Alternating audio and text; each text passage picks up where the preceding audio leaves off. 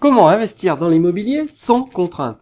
Voilà une question intéressante. Voyons ensemble quelques éléments de réponse dans notre nouvelle vidéo d'Investir Malin pour aujourd'hui et pour demain. La chronique des investisseurs avertis.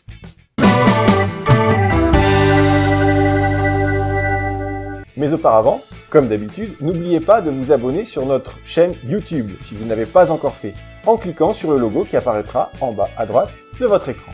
Et n'hésitez pas à en parler à votre réseau.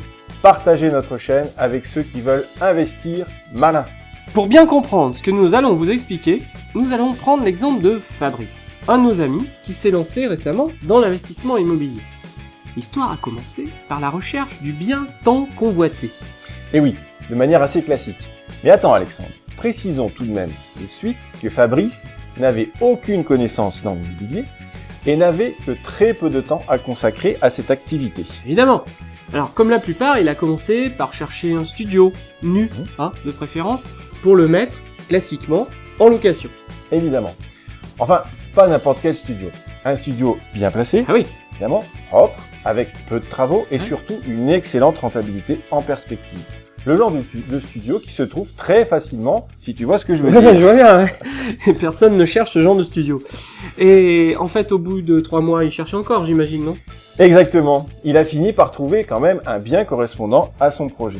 Son financement bouclé, il est devenu l'heureux propriétaire investisseur de ce studio et c'est avec une certaine fierté qu'il a ouvert la porte d'entrée et s'est aperçu que son studio était vide et qu'il fallait maintenant partir à la quête d'un locataire. J'imagine, alors quelques semaines plus tard, le locataire était installé, lui aussi, et Fabrice se voyait déjà serein quant à la suite de l'opération.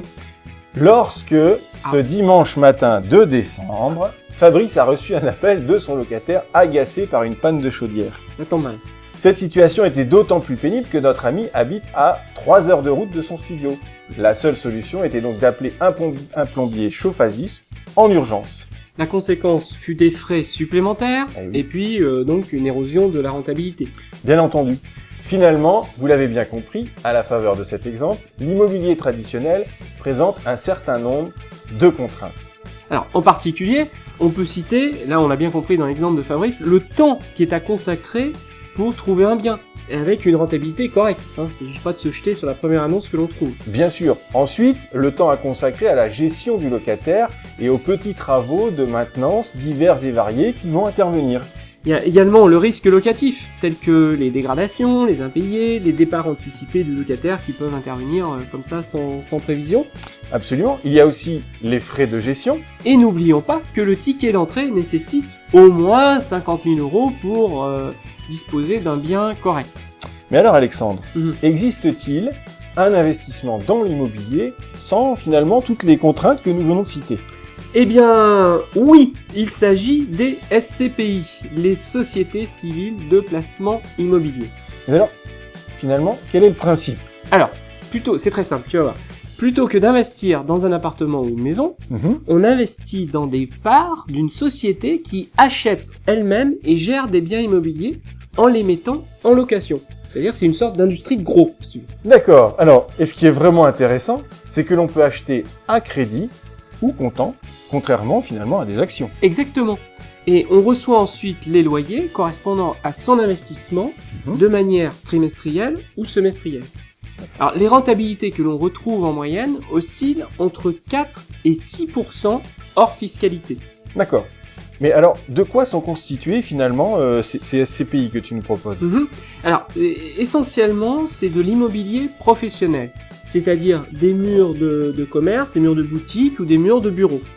Et alors, quels sont les avantages au final de ce type d'investissement qui a l'air attrayant? Alors, on a vu déjà qu'il y avait un peu moins de contraintes que l'immobilier physique, mais il y a un risque qui est mutualisé sur un nombre important de biens et de locataires, puisque finalement, le fonds achète plusieurs biens. D'accord. J'imagine qu'il y a aussi la diversification géographique qui permet finalement, elle aussi, de diluer le risque. Exactement, et il y a aussi une diversification locative, dans la mesure où la nature des locataires est différente. Bien sûr. Et vous l'avez compris, il n'y a pas de contrainte de gestion. Les SCPI permettent de disposer ce qu'on appelle de sous-jacents, comme on dit, et qui ne posséderait pas naturellement, que l'on ne posséderait pas naturellement dans son patrimoine. Par exemple, est-ce que tu achèteras un appartement dans un immeuble haussmannien ou des mètres carrés dans une tour du quartier de la Défense, Gaëtan? Je ne pense pas. Cela étant dit, j'ai une bonne et une mauvaise nouvelle. Ah. La bonne, c'est qu'il existe une multitude de SCPI au profil finalement varié. La SCPI de rendement, Oui. la SCPI fiscale avec des spécificités pour les SCPI Pinel ou les SCPI Malraux. Alors moi je vais donner la mauvaise nouvelle, c'est qu'il est parfois difficile de savoir comment investir et comment choisir une SCPI. Et nous avons une solution à vous proposer. Laissez vos coordonnées dans le formulaire qui va suivre afin d'être contacté par un professionnel des SCPI et cela gratuitement. Merci d'avoir suivi notre chronique. Nous avons également besoin de votre retour sur cette chronique. Si vous l'appréciez, cliquez sur l'icône j'aime. Cela permettra à YouTube d'aider les investisseurs motivés et malins à trouver cette vidéo. En complément, découvrez notre prochaine chronique qui apparaîtra dans l'encart juste après.